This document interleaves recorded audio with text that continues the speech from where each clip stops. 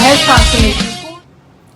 Hi everyone, welcome to day 9 in this journey of re-engineering your nutrition with me, Vidhi Beri, your health transformation coach. Today we have a very exciting topic which is a very key part of all our lives, junk food, pros and cons.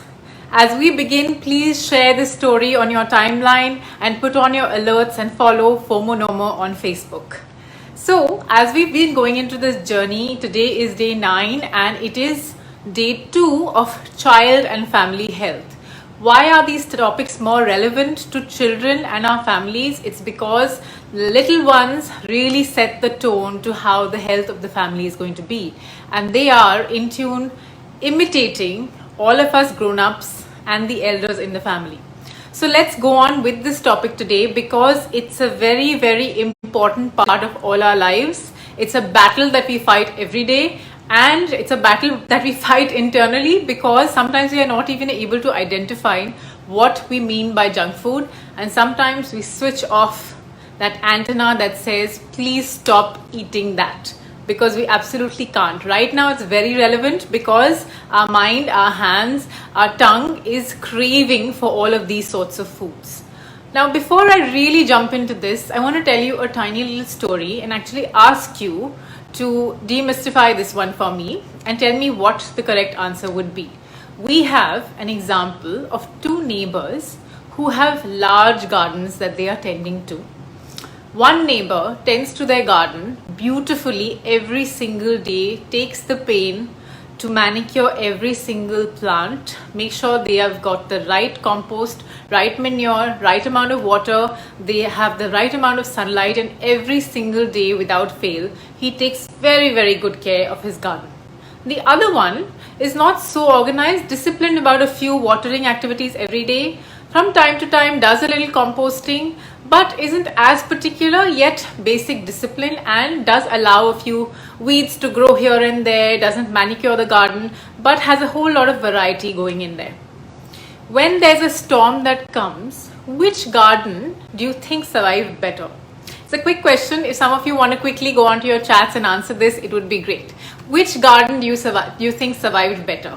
The super manicured one, or the one where there was a discipline in watering every day, a little bit of composting, but not a whole lot of manicuring? What do you think did better? So any guesses? I think a lot of you are guessing where the person was very regular every single day and did everything by the book and correctly, and some of you are guessing in the garden where everything was not manicured. Yes, there was some amount of consistency, and you are right if you guessed the second one. It was the second garden where everything wasn't manicured, everything wasn't perfect. Why do you think that might be? Because we may argue that the first garden had everything going perfectly and we were taking such good care of it. So why couldn't it withstand the storm? Any ideas? So what happens is, if we take perfect care of something and we don't allow it to develop its own defenses, then it cannot withstand natural disasters. It cannot withstand anything that comes out of the ordinary. It is not prepared for it. Our children are the same. We are developing them, they are growing, their bodies are like clay that we are molding, are like gardens that we are tending, their minds are like sponge. Everything is growing exponentially within them. So as they are learning about health, not only are we teaching them concepts through food, we are teaching them concepts through what we eat, what our families eat, what we expose them to, and how much we protect them. And this is where nutrition and junk food comes in, because unfortunately right now is the time where the exposure to all kinds of foods, prebiotics, probiotics, health supplements and junk food is maximum. So even though we have very healthy on one side, very unhealthy on the other side, and how do we decide what's very unhealthy, what's okay, how much junk is okay, and is there any benefit to eating that junk? I would say yes. A lot of you will disagree with me and a lot of eyes are rolling, because for the last 8 to 9 days, we've talked a lot about super healthy foods, going off gluten, all of those things. Now, when I said yes, it's not a blanket yes, and it's not the same for everyone. But when I say yes, I mean that if you do not expose your family and your children to the different things that are available out there, when they hit that storm in their life, their gut will not be able to tolerate it, and their gut will not be able to nutritionally adapt to different circumstances. Of course, some of us feel that the child doesn't need to adapt, but every child, every growing adult needs to adapt, because we travel, work in different circumstances. We may have a job that requires us to eat at work for within those 10 hours. And trust me, when I work with corporates, the biggest issue is we are working late nights. We don't know what to do. Everyone's ordering pizza. I have to eat that. I don't know how to choose better. I don't have the willpower to choose better, and I don't know where to draw the line. So it's affecting my health. So this starts with our little children at a really, really early age. Now, how would I make that decision? So I'm going to show you one very simple thing. We have indoor plants, right? So this is a very simple snake plant. This is an indoor plant, and this is again a mountain plant, again an indoor plant. See, two simple plants. Do you think I need to do the same kind of attendance to both of them? They're both indoors. They stay reasonably in a good amount of, little bit of sunlight, little bit of indoor light. What do you think I need to do? Which is harder? So one of them stays with even lesser sunlight than the other. And this is something that, yes, I can read in a book, or I can learn purely by observation. And every single plant in their species will have those nuances that I will have to discover as I start to grow them in my house. Between one and the other of the same species also, they will respond slightly differently. So even when we are growing indoor plants, we have to keep in mind the nuances of every single soil. And your child's digestive system and gut is just like that. It is nuanced. It is slightly different from one to the other. Yesterday we spoke of milk in the same context, where the digestion of milk is nuanced from one child to another, where something works beautifully and it's poison in another digestive gut. So in the same way, we are going to look at what we call junk food. So let's take a break and understand what really is junk food. I'm going to show you one thing that I think all Indians will know. Tell me, thumbs up, thumbs down, what is this? Do you think this is classified as junk? What do you think it is? So it is made out of refined wheat flour. It is dehydrated and refried, and then we cook it. Now I'm going to show you one more thing. And these are just plain noodles, again made out of wheat flour, but not quite the same process. So the first one was a packet of instant noodles. The second one is a packet of regular wheat flour noodles. What would I classify as junk? Is there a gradient in this? I'm going to show you a third thing that again all Indians are used to, but it's a packet of chocolate powered protein powder for children, which we add to milk.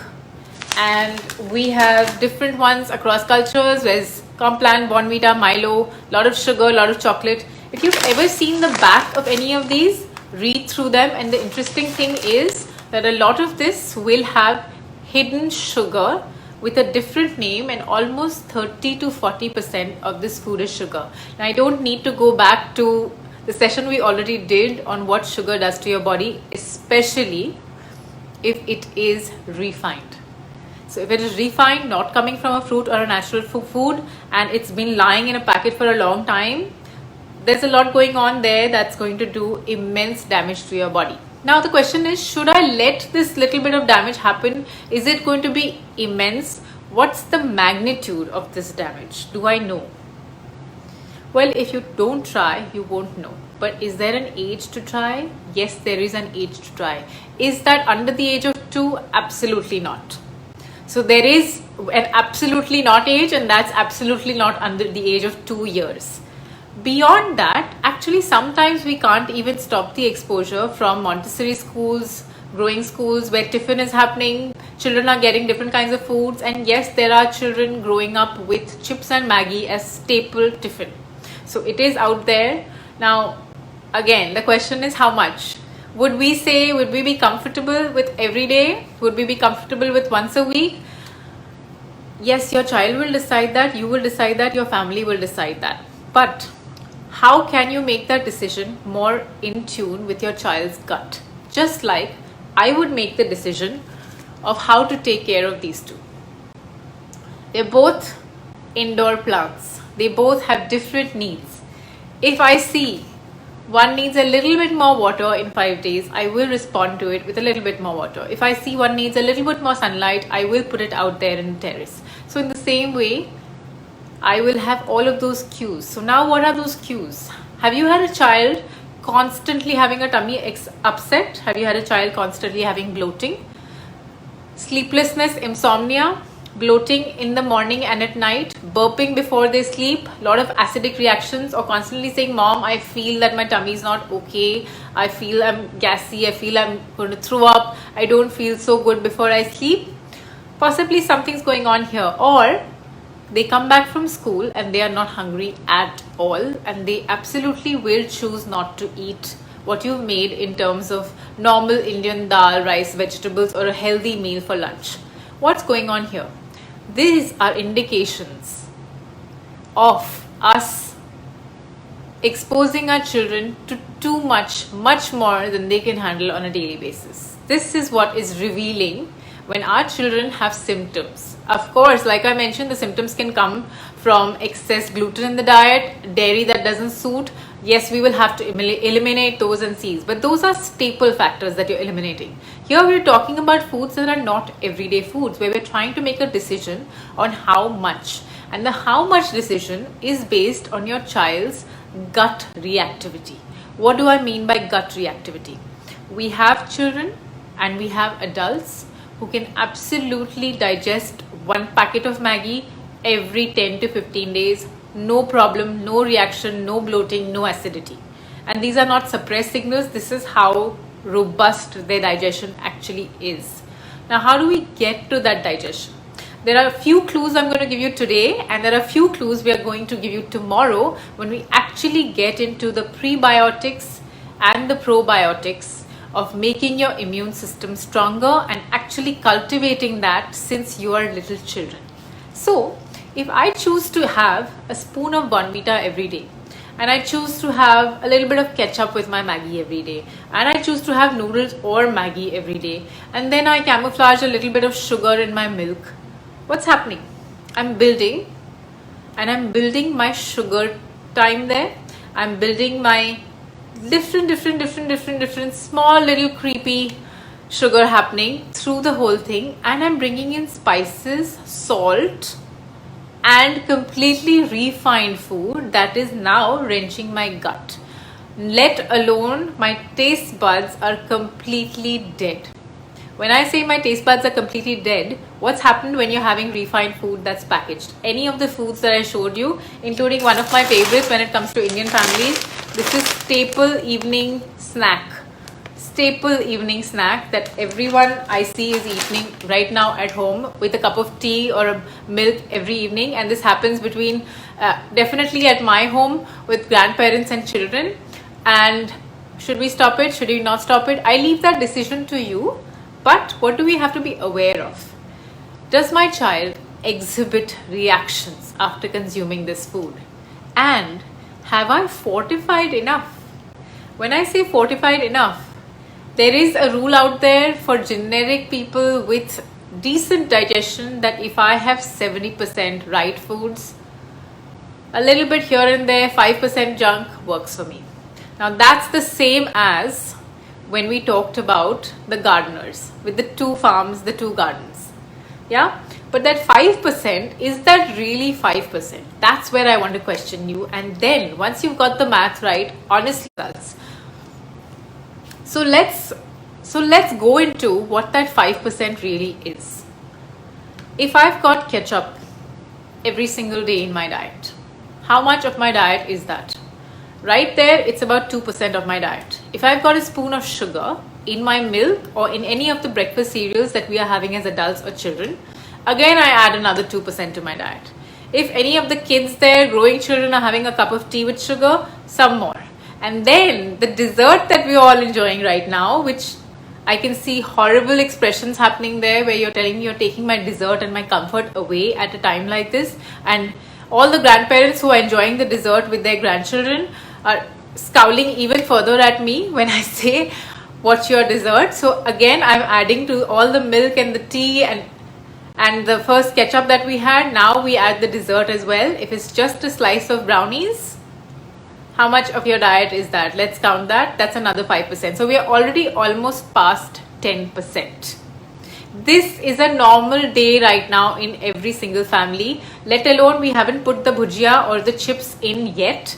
We haven't put the Maggi in yet, and we haven't put the bread in yet. The bread is usually not going to be homemade. You're going to get refined white bread or colored brown bread, which claims to be whole wheat. So add, and the sugar hidden in there. And possibly we are making, even if you're making a millet pasta at home or a baked dish or something, we are probably taking out a few sauces from the fridge, scooping it up and putting it in our food. So as we add on, if I named all of those things correctly, and if any of you enjoyed a spoon of ketchup, a glass of milk with sugar, a cup of tea with sugar, a small dessert, half a packet of Maggi, a small bowl of chips, and that's basic levels. We haven't even got to meals yet. You're already up to past 30% of your diet, which you have now completely saturated with refined sugar, salt, and refined wheat, which is an absolute gut wrencher. When I say wrencher, this is absolutely what's happening. And if I do this on repeat every single day, the gut wrenching becomes to the extent where we develop what is popularly known as different levels of irritable bowel syndrome, ulcerative colitis, or if your triggers with genetic factors is on, you are going to get pre-diabetic or high levels of cholesterol. And this was basic stuff. I didn't even talk about oil yet, and I'm already on to sugar and cholesterol. So even though this is sounding dismal, how do I check myself on this? I actually make myself responsible and say those nuances with the plants, just the same as that. Do I need half a cup of water more? Do I need a little more sunlight? Do I need a little less? Go down from that 30% back to the 10 to 5%. 90% of your diet for your children needs to be heightened in terms of the nutrient levels, which we have talked about for the last week, which includes everything from your fruits, vegetables, legumes, a little bit of meat, especially lean meats, and all the great grains that India has. But if I want my child to, like I said, be exposed, be normal in many parents' words, and experience different foods, I ask them to pick. Any child above the age of 2 to the adult who is 90 and watching me can make that pick. And if you make that pick, make it sensibly with that portion of a small 4-ounce bowl. Of course, it can't be a 4-ounce bowl of tomato ketchup, but it can be a small 4-ounce bowl which has 4 or 5 spoons of your favorite snack, dessert, condiment, whatever you like. I know I'm really measuring in that for you, but the thing is, we've lost count of this. And here I want to put in a note for all the grandparents who tell me and all my clients that, we grew up on a whole lot of stuff and we ate fried food and we grew up fine. So what's going on here with your generation? Why not? I want to point out a few things that have changed, and I want all of you to have empathy for different generations and how we have experienced food. And here I want to point out lifestyle, the time we sleep, the gadgets that we are exposed to, the food quality itself, like we covered in our gluten session.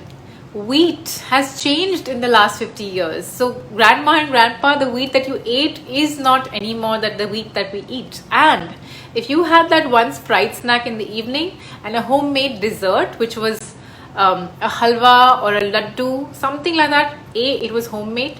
It was probably milk based from the cow that was in your backyard. The sugar was possibly not refined. It was good or natural sugars that we were not processing very high. So the junk levels come down. They were actually probably nutritious for you. And we were not having stale bread and refried noodles and instant. There was hardly any packaging. So even if you ate fried puris twice a day and you had some homemade cereals, you were still not more than 5 to 10% of that junk level I mentioned.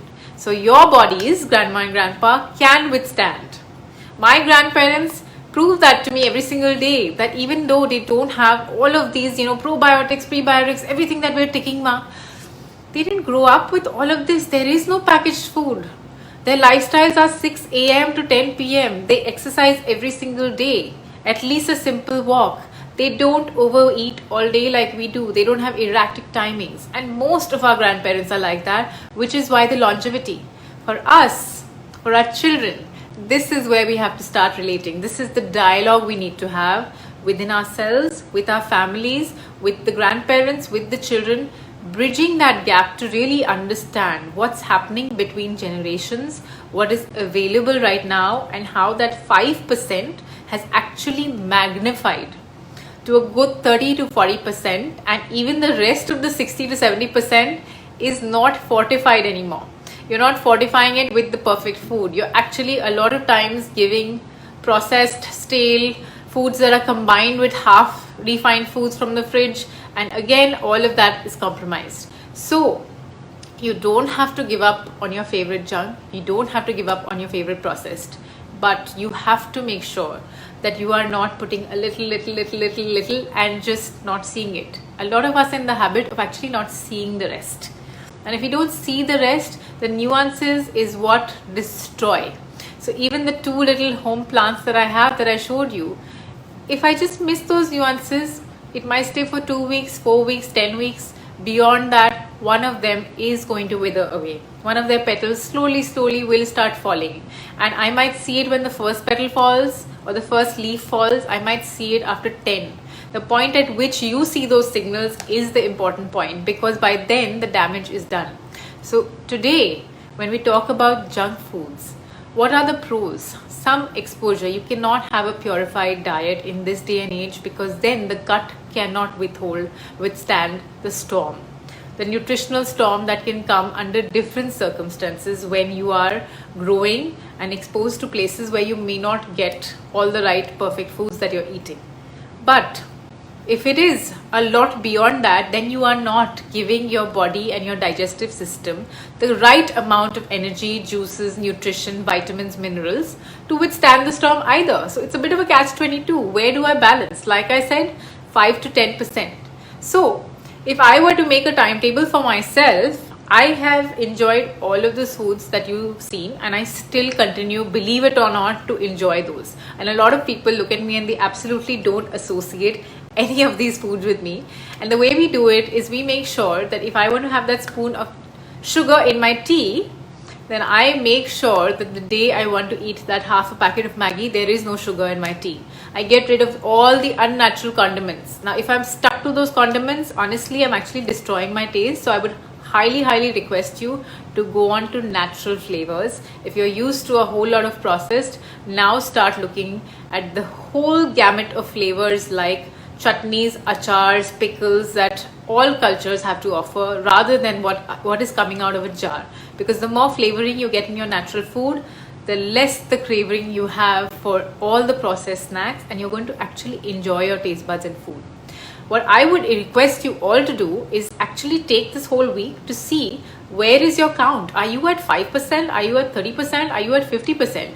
Where is all this hidden stuff in your food? Where is the hidden salt? Where is the hidden sugar? Where is the hidden processed wheat? And where is the hidden fried food? Then go up from there and scale it back down, because if you don't, all of you watching, the next generation is learning from you, and the next generation will have an even larger variety to choose from when it comes to junk, and even larger confusing variety and exposure when it comes to choosing everything that is refined. And trust me, all of these are marketed so beautifully that some of them even say added iron and calcium to fortify you. So that's another trick out there to confuse our minds. Just like I showed you that packet of chocolate powder for children. It's complete sugar, but it's clogged our minds because there's endorsements out there telling us that this food is amazing for you, and our favorite Bollywood stars are actually drinking it and they can dance like they do because they have this. So all our little impressionable young ones are going to want that and going to pester mummy that it's yummy, and look at my favorite film star having it or my favorite sportsman having it. So see, there are different layers of the mind: the favorite film star, the favorite cricketer, mummy and daddy, and then some more endorsements out there, and it is part of the institutionalization of that food that was absolutely not required. So there are some foods that are required, there are some foods that are tongue desires. Find those, identify them, enjoy them. I absolutely enjoy every one of the things I showed you, but the quantities are in that 5%. So then my stomach and my gut is ready to withstand that storm. And with children, the manner in which we spill this or do this is simply by making them aware, and kids are beautiful with maths when it comes to this. You can do trade-offs, you can do reward systems. Start working on that reward system, which we are going to get into in the next couple of days, because we are going to discuss prebiotics and probiotics tomorrow. We are going to discuss screen time in another couple of days, and we're going to discuss how we're going to resolve conflicts with all of these things, such as mitigating the tussle that happens with family members when it comes to food, when it comes to screen time, and how can we work with our cravings. Because when we say, someone's got a lovely question here which I want to quickly take up.